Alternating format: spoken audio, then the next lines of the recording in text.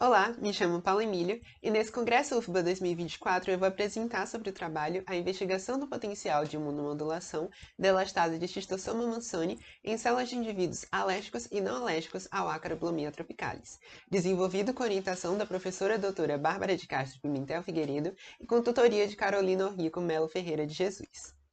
Primeiramente, de acordo com a hipótese da higiene proposta em 1939 por Strum, em uma sociedade cada vez mais asséptica, o contato e exposição de indivíduos com agentes patogênicos é consequentemente reduzido, o que leva a um aumento na incidência de atopias e de doenças autoimunes, que eram consideradas raras principalmente no período pré-revolução industrial.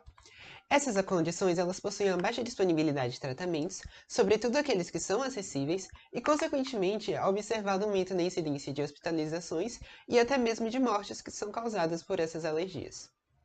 Um outro fator importante é a relação entre as alergias e as infecções eumíticas, onde ambas apresentam a resposta TH2 como característica comum.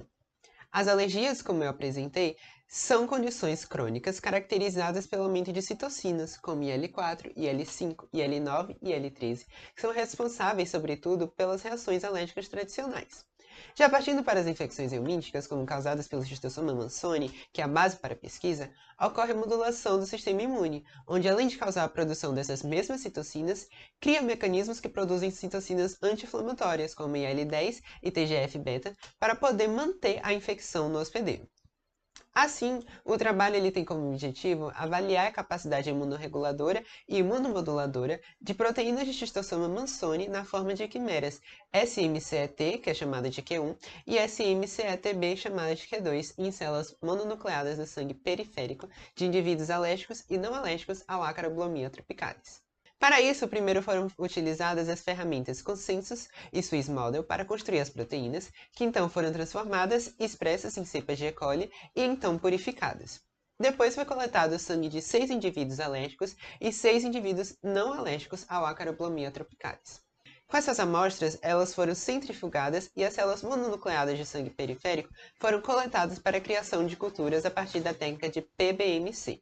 baseada no método de separação por gradiente Ficol-IPAC, e após isso as culturas elas foram estimuladas por 48 e também 72 horas pelas nossas proteínas, para então serem feitos os testes de viabilidade celular, o chamado MTT. A partir da sobrenadante das culturas do PBMC, foi feita a quantificação das citocinas IL-1-beta, IL-5, IL-4, interferon-gama, IL-10, IL-13 e TNF-alfa, através de ELISA. Essa técnica ela também foi utilizada para verificar a reatividade da IgE humana às nossas proteínas. Como resultado, partindo para os destaques, a proteína Q1 ela estimulou principalmente a produção de IL-beta e inibiu a concentração de IL-13, enquanto a proteína Q2 estimulou significativamente o aumento da concentração de TNF-alfa tanto em indivíduos alérgicos quanto aqueles não alérgicos. Por se tratar de um trabalho ainda não publicado, nem todas as imagens puderam ser disponibilizadas, e das que foram, podemos observar nos seguintes gráficos uma relação entre a concentração da citocina IL-1-beta e o seu estímulo.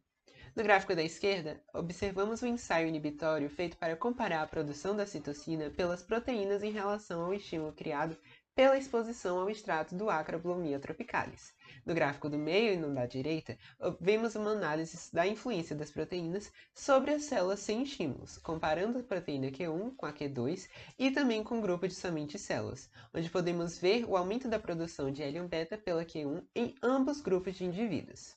Sobre TNF-alfa, a proteína Q2 levou a um aumento significativo da sua produção, e em relação ao IL-13, a proteína Q1 inibiu a produção dessa citocina, sendo um fator muito relevante. Assim, através do trabalho, as duas proteínas apresentaram um grande potencial de imunomodulação e apresentam condições adequadas para uma imunoterapia específica, podendo em um futuro substituir ou então até mesmo complementar os tratamentos tradicionais que são feitos com corticoides e que apresentam alguns efeitos colaterais indesejados. Por último, gostaria de agradecer à UFBA e ao PIBIC pelo apoio e ao CNPq pela concessão das bolsas. Muito obrigada!